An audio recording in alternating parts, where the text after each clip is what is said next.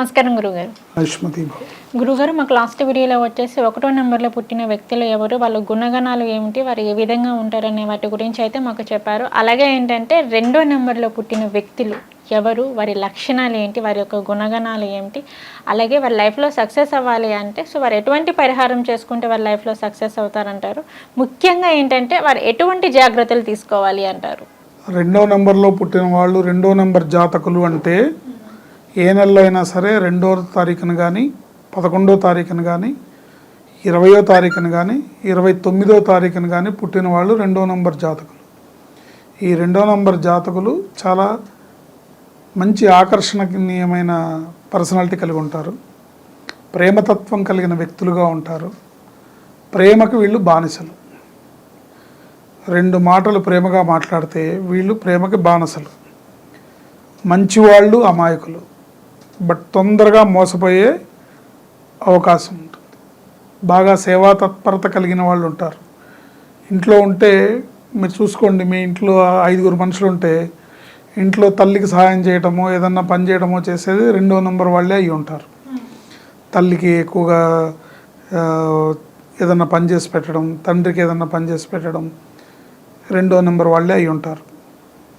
వీళ్ళు గట్టిగా మాట్లాడితే తిరిగి గట్టిగా పోట్లాడతారు, లేదా గట్టిగా ఏడుస్తారు. గట్టిగా ఎవరన్నా మాట్లాడి దబాయించి మాట్లాడితే వాళ్ళ పేరులో రాంగ్ నెంబర్ ఉంటే వాళ్ళు ఏడుస్తారు, గట్టిగా ఏడుస్తారు. ఎట్లా ఏడుస్తారంటే వాళ్ళని కొట్టి తిట్టి హింసించి చంపేస్తే ఎంత బాధ వస్తుందో అంత గట్టిగా ఏడుస్తారు. చూసేవాళ్ళు ఏం చేసావు ఈ అమ్మాయిని, లేకపోతే ఈ అబ్బాయిని ఏం చేసావు, ఎందుకంత గట్టిగా ఏడుస్తున్నాడు అనుకుంటారు. లేదా పేరు బాగుంది, పేరు స్ట్రాంగ్ ఉంటే తిరిగి రివర్స్లో గట్టిగా పోట్లాడతారు. మీరు ఎంత గట్టిగా మాట్లాడితే వీళ్ళు కూడా అంత గట్టిగా మాట్లాడి రివర్స్లో అంత గట్టిగా మాట్లాడతారు. సో ఈ నెంబర్లో పుట్టిన వాళ్ళు వీళ్ళ కుటుంబంలో పుట్టిన ప్రముఖమైన వ్యక్తుల ఛత్రఛాయలో వీళ్ళు విజయాన్ని సాధించడం జరుగుతుంది. అంటే సపోజ్ వీళ్ళ కుటుంబంలో ఎవరన్నా ఒక ప్రముఖమైన వ్యక్తి ఉన్నారు, ఆ వ్యక్తి యొక్క సక్సెస్ని వీళ్ళు స్టెప్పింగ్ స్టోన్ కింద తీసుకొని వీళ్ళు సక్సెస్ అవుతారు. ఉదాహరణకి ఎన్టీ రామారావు గారి సక్సెస్ అంతా కూడా చంద్రబాబు నాయుడు గారికి ఉపయోగించుకొని ఆయన 4 సార్లు సీఎం అయినట్టు. చంద్రబాబు నాయుడు గారిది 2వ నెంబర్. ఓకే, అక్కినేని నాగేశ్వరరావు గారి సక్సెస్ అంతా తీసుకొని అక్కినేని నాగార్జున గారు సక్సెస్ అయినట్టు. చిరంజీవి గారి సక్సెస్ని స్టెప్పింగ్ స్టోన్గా చేసుకొని పవన్ కళ్యాణ్ గారు సక్సెస్ అయినట్టు. ఈ 2వ నెంబర్ జాతకులు వాళ్ళ కుటుంబంలో ఎవరైతే సక్సెస్ఫుల్ ఉంటారో వాళ్ళ సక్సెస్ని ఆధారంగా చేసుకొని వీళ్ళ జీవితంలో ఉన్నతిని సాధిస్తారు. ఎంత ఉన్నతిని సాధిస్తారంటే అసలు సక్సెస్ సాధించిన వ్యక్తి కన్నా వీళ్ళు ఎక్కువ సాధిస్తారు. ఎన్టీ రామారావు గారి కన్నా చంద్రబాబు నాయుడు గారి సక్సెస్ ఎక్కువ రాజకీయంలో. నాగేశ్వరరావు గారి కన్నా నాగార్జున గారి సక్సెస్ ఎక్కువ సినిమాల్లో, ప్లస్ ఆస్తుల్ని కూడబెట్టడంలో. అట్లాగే చిరంజీవి గారి కన్నా పవన్ కళ్యాణ్ గారి సక్సెస్ ఎక్కువ. ఎలా అందరికీ ఫ్యాన్స్ ఉంటారు, ఆయనకి భక్తులు ఉంటారు.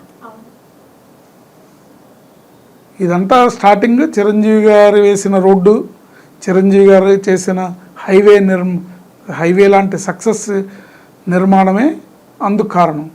కానీ ఈ రోజున ఆయన స్థాయి ఇంకా పెరిగిపోయి ఇంకా ఎదిగిపోయింది. ఒక రాష్ట్రానికి ఉప ముఖ్యమంత్రిగా, 4 శాఖలకు మంత్రిగా, ఒక పార్టీకి అధినేతగా ఒక కీ పొజిషన్లో ఉన్నారు.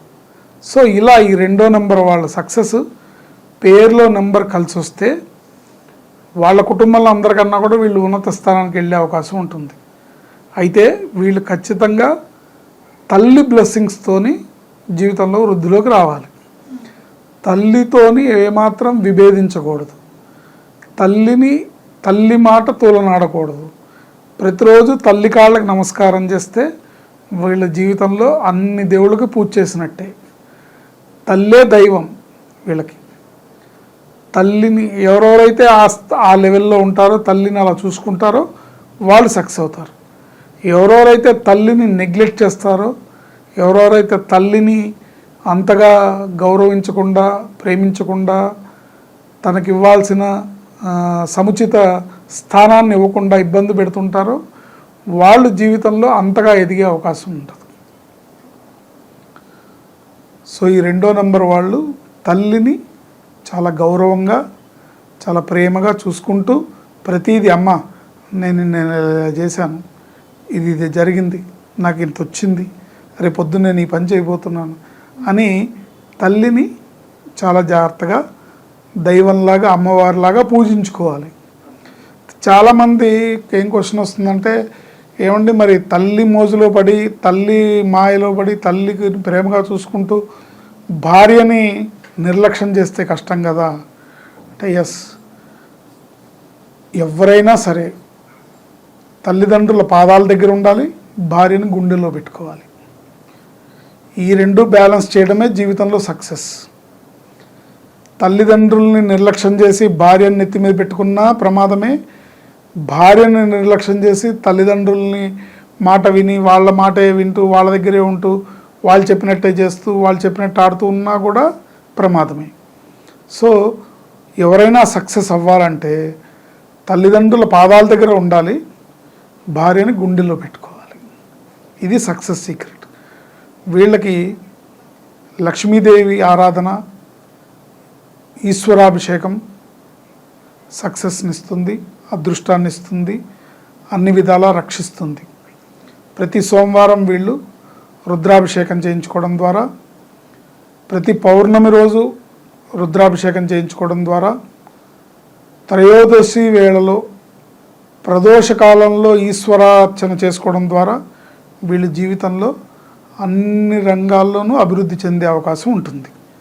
పేర్లో రాంగ్ నెంబర్ లేకుండా చూసుకోవాలి, అదృష్టానికి రాచబాటలు వేసుకోవాలి. గురువుగారు, మరి ఈ 2వ నెంబర్లో పుట్టిన వ్యక్తుల యొక్క హెల్త్ ఎలా ఉండబోతుంది అంటారు? వీళ్ళ ఆరోగ్యము ఆహార వ్యవహారాల్లో నియమ నిబంధనల్ని పాటించాలి. ఎక్కడ పడితే అక్కడ తినటము, ఎట్లా పడితే అట్లా తినడము, బయట ఎక్కడ పడితే అక్కడ తినేయడము, సమోసాలు, బజ్జీలు, పునుగులు, చాట్లు ఇష్టం వచ్చినట్టు తినేయడం వల్ల అనారోగ్య సమస్యల్ని కొని తెచ్చుకునే అవకాశం ఉంటుంది. అందుకని వీళ్ళు హోమ్ ఫుడ్, ఇంట్లో ప్రిపేర్ చేసిన ఫుడ్ని, ఇంట్లో చేసుకున్న ఆహారాన్ని భుజించడం వల్ల ఆరోగ్యాన్ని కాపాడుకోగలుగుతారు. వీళ్ళు చీమలకి బియ్యం పిండి వేయడం ద్వారా, నల్ల చీమలకి పంచదార బియ్యం పిండి కలిపిన మిశ్రమాన్ని దానాగా వేయాలి. ప్రతి సోమవారం శివాలయానికి వెళ్ళి అర్చన చేయించుకోవాలి, శివ దర్శనం చేసుకోవాలి. మీకు కుదిరితే మీ ఇంటికి దగ్గరలో కూడా ఉంటే ప్రతిరోజు చేసుకోవచ్చు, కానీ సోమవారం తప్పనిసరిగా చేసుకోవాలి, పౌర్ణమికి తప్పనిసరిగా చేసుకోవాలి. ఇలా చేసుకోవడం ద్వారా వీళ్ళు జీవితంలో అన్ని రకాలుగా ఉన్నత స్థాయిని చేరుకుంటారు. ఓకే గురుగారు, 2వ నెంబర్లో పుట్టిన వ్యక్తులు ఎలా ఉంటారు, వారి యొక్క గుణగణాలు ఏమిటి, అలాగే వారి లైఫ్లో సక్సెస్ అవ్వాలి అంటే మరి వారు ఎటువంటి పరిహారం చేసుకొని ఏ దేవుణ్ణి ఆరాధిస్తే బాగుంటుంది అనే వాటి గురించి అయితే చెప్పారు. ధన్యవాదాలు గురుగారు.